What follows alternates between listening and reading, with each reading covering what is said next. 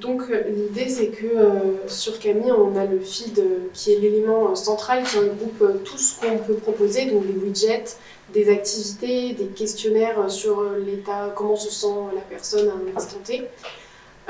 Et c'est ce feed qui va être piloté par l'intelligence artificielle en fait, qui va proposer intelligemment ce dont l'utilisateur a besoin.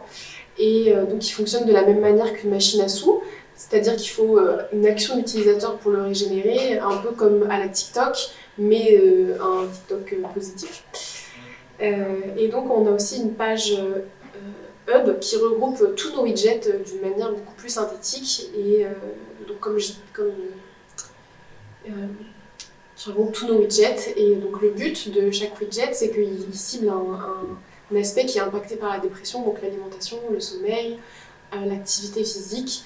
Et donc le but de ces widgets, c'est de donner de bonnes pratiques, c'est d'accompagner l'utilisateur et c'est de tout simplement l'aider à mieux vivre son épisode dépressif. Et pour ficeler tout ça, comme je disais, on a un système de gamification, donc pour l'instant avec des quêtes quotidiennes, avec des badges, avec plein de systèmes comme ça pour pousser l'utilisateur à rester actif. Et donc on récupère des récompenses avec ces quêtes, des récompenses qui nous permettent d'acheter des objets pour personnaliser un espace propre à nous qui est son île.